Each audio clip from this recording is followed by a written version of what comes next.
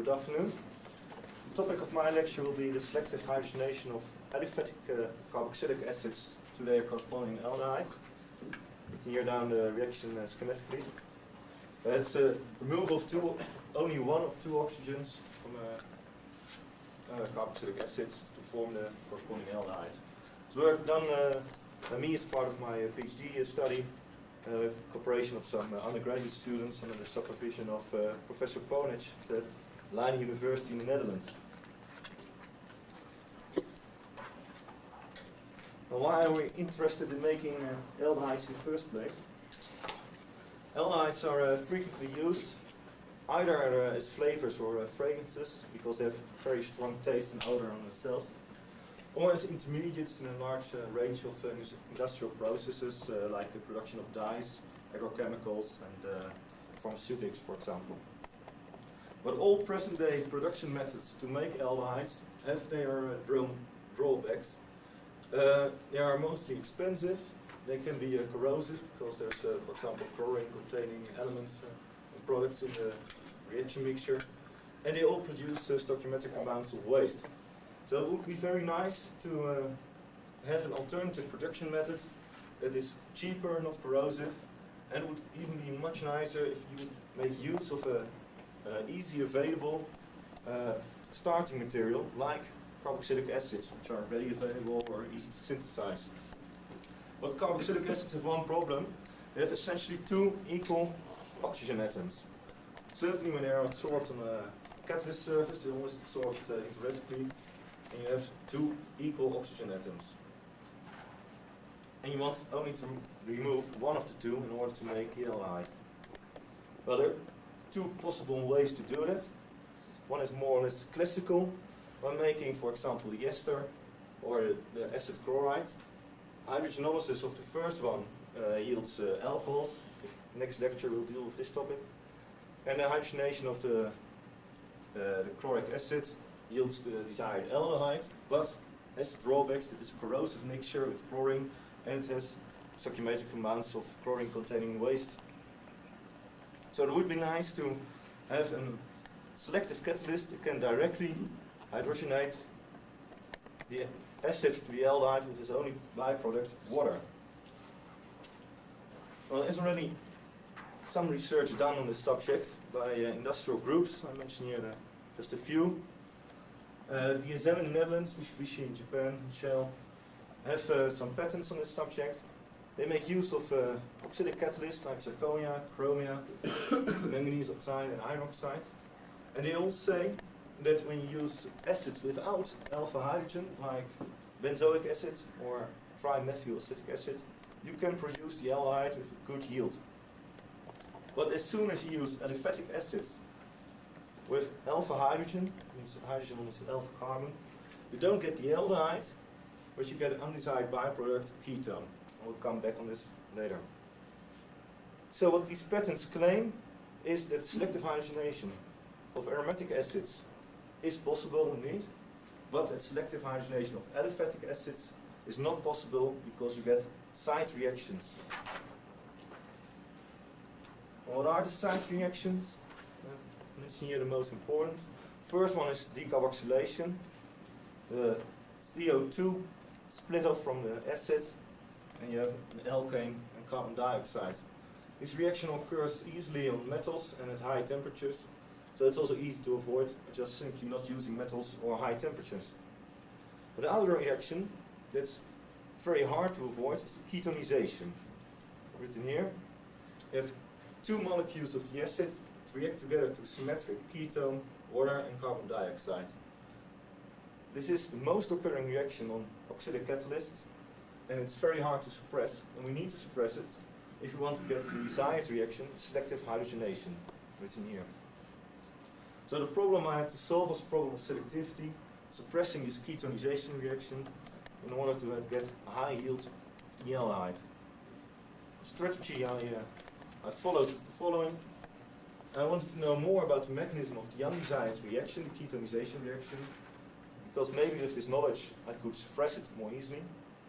I wanted, of course, to get a good catalyst for the desired reaction, the aldehyde formation, and I wanted to know more about the mechanism involved in this reaction. in order to be able to improve the catalyst performance.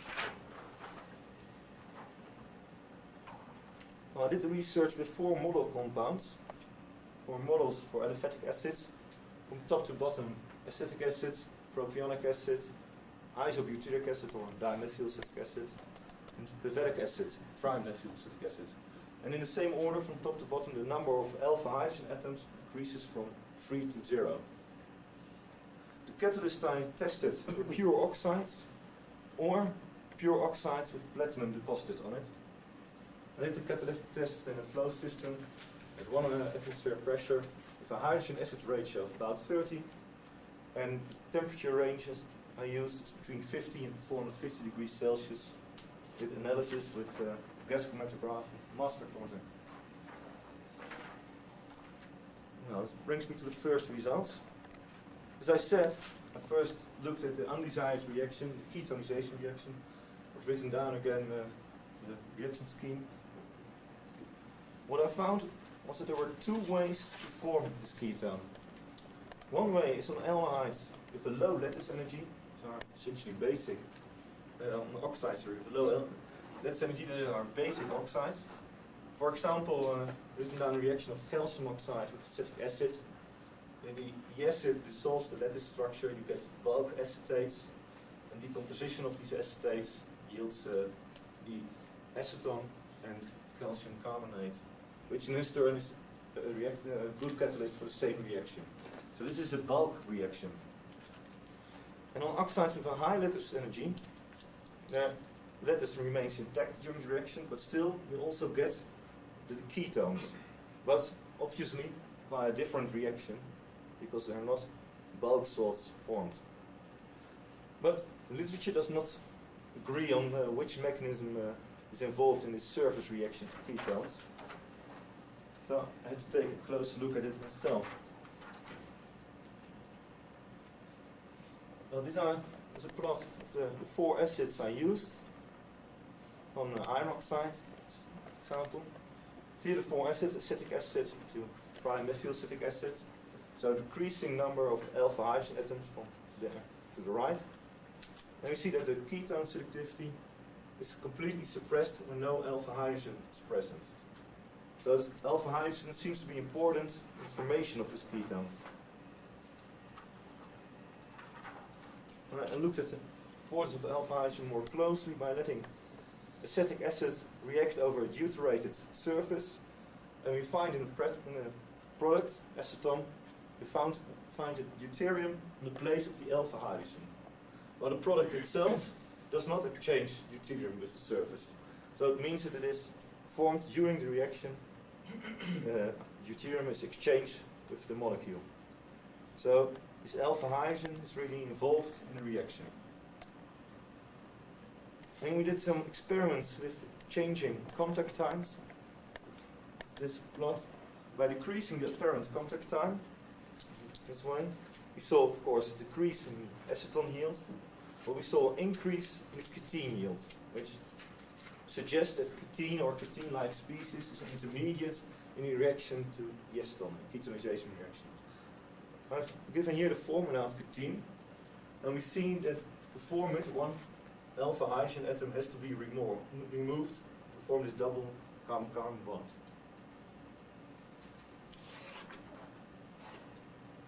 Now what we can conclude on this undesired reaction we wanted to suppress is that alpha hydrogen is needed, that alpha hydrogen is exchanged during the reaction, and that a ketene-like intermediate seems to be involved. Well, I can summarize this in this scheme, here given for acetic acid. When acetic acid absorbs on an oxidic surface, as I said previously, it's always absorbed electrolytically. I've left out here a proton. Then the alpha hydrogen has to be exchanged, so it has to be lying down parallel to the surface, and the carbon is interacting with the surface in some way or another, and the alpha hydrogen is split off. But this intermediate is interacting with the surface on both sides, so it's very easy to imagine that this can break in the middle and form a CO2 and a reactive methylene group, which in its turn can react with a neighboring carboxylate to form the acetone CO2 and water. And this intermediate can also be in equilibrium with ketene if instead of the carbon-carbon bond, the carbon-oxygen bond is broken, and you get ketene. This mechanism has been confirmed by carbon labeling experiments. I don't know if you can see it, but if you follow the yellow things come from one molecule, white from the other molecule, then you can see where the carbon ends up. And it seems to fit with this mechanism. This mechanism not only explains the results I found, but also almost all results mentioned in literature about ketonization reaction. Well, now we know the mechanism of the undesired reaction. Now I'm going to switch over to the desired reaction, the aldehyde formation. And the first thing we can do to get the aldehyde instead of the ketone is of course use acids without alpha hydrogen, because we saw then of course we didn't see ketone. And we see it in this graph. The green bars are the ketone selectivities for different acids. Again, the same acids from acetic acid to trimethylacetic acid. So no alpha hydrogen here, 3 alpha hydrogen atoms there. And we see that it decreases, and in the meantime, the aldehyde selectivity, the yellow bars, increase to even 100%.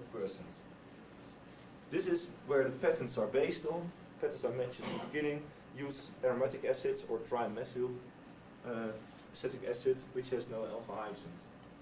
This is of course not what we want, because we wanted to have a catalyst that could react with all kinds of aliphatic acids. So also be selective for these acids. Yeah. So this is not the way we have to walk on. We have to find another way to make the catalyst more selective. Well, here I have a plot for the selectivity for the acetic acid reaction, so with 3 alpha hydrogen atoms on different oxidic catalysts. Manganese oxide, germanium, iron oxide, etc. And they're plotted as a function of the metal-oxygen bond strength. From the left to the right, the metal-oxygen bond strength of the catalyst increases. And we see in yellow the selectivity of the pure oxides.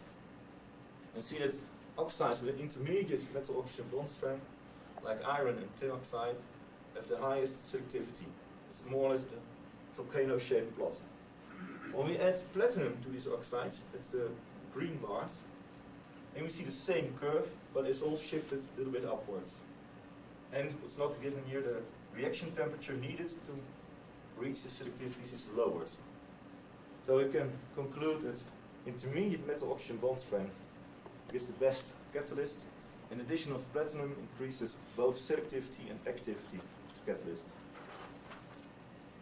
Well, if we have a biphasic catalyst with both platinum and oxides, it's of course interesting to know what the function of the oxide and the metal is. To find this out, we did the following tests. We made 2 sets of catalysts, one with a constant amount of platinum and a varying amount of titanium oxide, and one the other way around.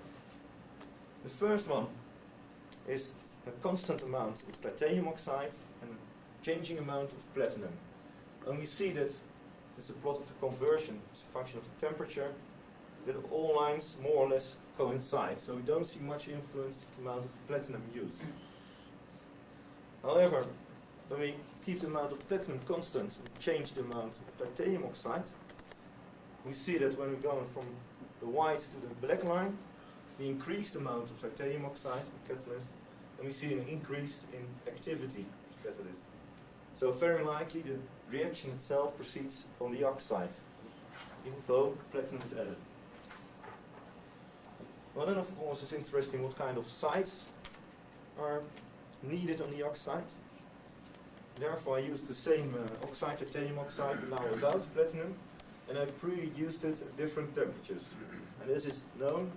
Pre-reduction of titanium oxide at higher temperatures gives oxygen vacancies, get a partly reduced titanium oxide surface. And we see that at about the same temperatures where these vacancies occur, here 600 degrees Celsius, we see an increase in aldehyde selectivity. So we can conclude that vacancies are very likely needed for a reaction. So summarizing the results for the aldehyde reaction. We've seen that the metal oxygen bond strength of the catalyst is to be intermediate, not too high, not too low. Addition of platinum favors the aldehyde selectivity, but still, even if platinum is added, the reaction occurs on the oxide, and the vacancies are needed on the oxide.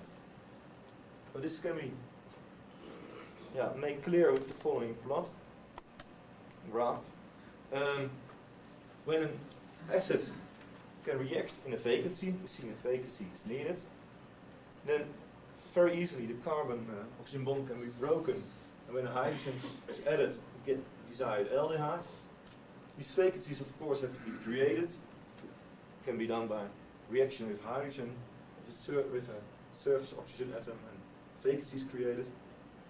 And the addition of platinum helps, in this case, by activating hydrogen. It's known metals activate hydrogen far more easily than oxides. So even though the reaction doesn't take place on the metal but on the oxide, it has an improved selectivity because it activates the hydrogen, and it can spill over to the oxide where the actual reaction takes place.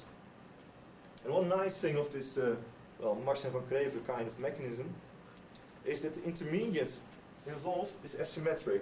So I mentioned in the beginning, was one of the problems. You have two equal oxygen atoms, you have to differentiate between them, and in this case it's clear there's a difference between the two oxygen atoms. Well, a special case is iron oxide as a catalyst. That's the last thing I want to show. Iron oxide can on itself form a system with both metal and oxide. So instead of platinum and oxide, you can have iron oxide and iron metal. So the same mechanism can also proceed on pure iron oxide catalyst, under the condition that you have the right reaction condition and pre-reduction treatments in order to achieve this mixed catalyst of iron metal and iron oxide. But these conditions are very important. It's clear from these two graphs. You have a reaction of acetic acid over an iron oxide catalyst with a flow of 10% of hydrogen in helium. In this case, the acid-hydrogen ratio is about 1 to 3. And we see that this catalyst is not selective. In yellow we have the acetone production, in green aldehyde, hardly any aldehyde formed. And we see that the catalyst deactivates in time after about 10 hours, 12 hours. Activity is almost completely gone. However, when we use exactly the same catalyst with acetic acid, now with 100% hydrogen, here the acid-hydrogen ratio is about 30, we get a selective catalyst. So in green, the aldehyde, in white, the ethanol, it's a consecutive reaction of aldehyde, and in yellow, the acetone, it's almost zero. Analysis of these two catalyst systems by in situ Nussbauer spectroscopy and ex situ X-ray analysis revealed that the inactive catalyst, the top one, is 100% Fa3O4, so completely oxidized iron oxide. But the selective catalyst consisted during the reaction of a mixture of oxidized iron and metallic iron. One nice thing to mention about this is that the patent of Shell about iron oxide mentioned that acetic acid could not be reduced to aldehyde, but it was simply because it didn't use a high enough hydrogen-acid ratio.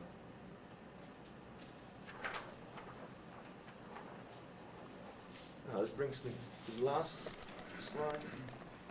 Conclusions.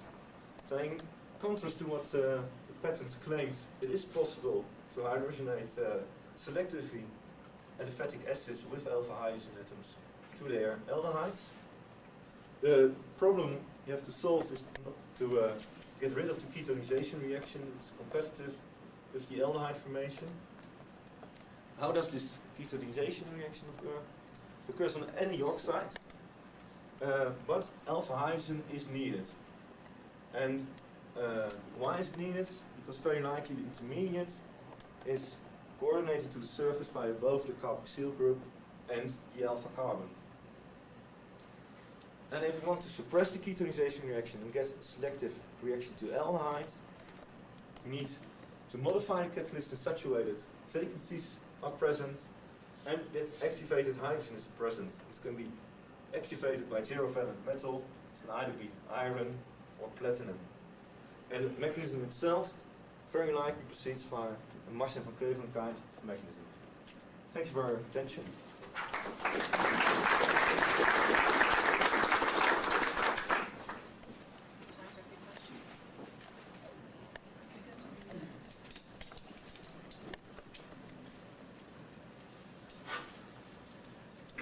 I understand that with the platinum, the surface is partially reduced, and that explains the mechanism.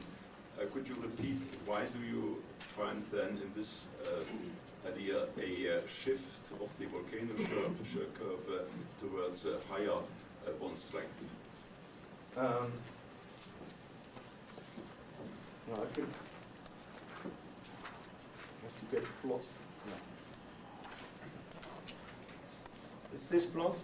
Well, first we see that addition of platinum has hardly any effect on the iron oxide catalyst, because iron oxide has already on itself metallic iron, so addition of a metal has hardly any influence.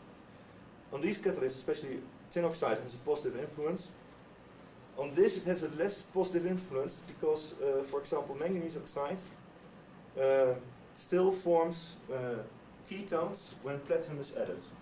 These oxides on this side of the curve don't form any ketone anymore when platinum is added.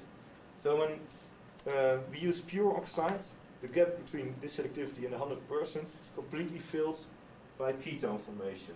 As soon as we add a metal, this ketone formation is completely suppressed, and instead of it we see all kinds of hydrogenation products, aldehydes, alcohols, hydrocarbons, etc. But for these oxides we still get ketone formation because it occurs from these oxides via bulk reaction. So the influence of platinum is different on oxides with a low lattice energy because they still have this bulk reaction to ketones.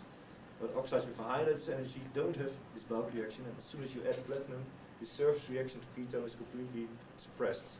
But that's why it shifts, I think, a little bit to the right.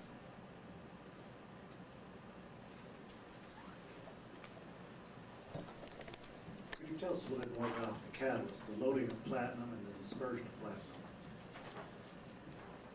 Well, I must say, I didn't look at the dispersions, but the loadings of platinum in this series varies from 1 to 10 atom percent to 1 to 160, and the best catalyst was about 1 to 80 or 1 to 160. If you add too much platinum, you get consecutive reactions on the platinum with use methane, CO2, cracking of the carbon chains. And when you have a too low loading, so lower than 1 to 160 atom percent, then the effect of the platinum is not anymore felt over the whole oxide. The spillover doesn't reach any place anymore, and then you get again this ketone formation, and ketone formation is not completely suppressed anymore.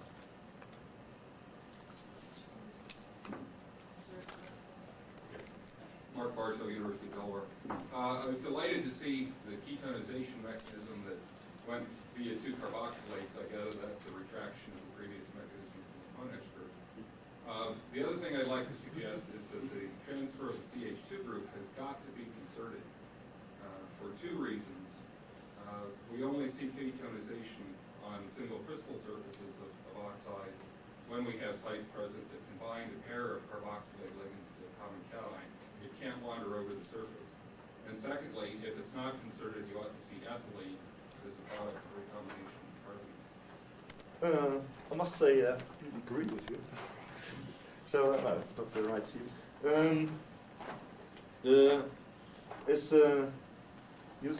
It's known ketene. So this product is formed on just mono unsaturated cations normally, but you need double unsaturated cations to form the ketone. So this coupling occurs on a double unsaturated cation, so on one side. And indeed, we never see methane, so it must be this bond must indeed be broken only when it's immediately transferred to the methyl group is immediately transferred to a neighboring carboxylate, but it's bound on the same surface side. Yes, you're right.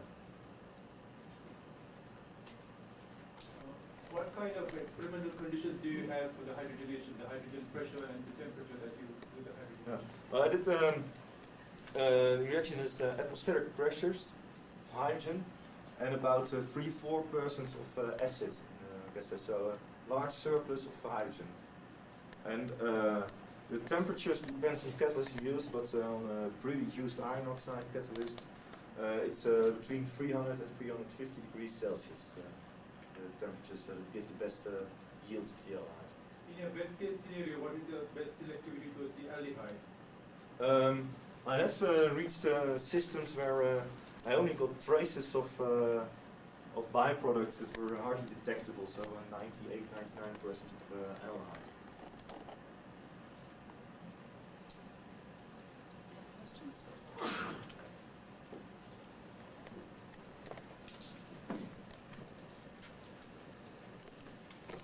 Doug from Purdue University.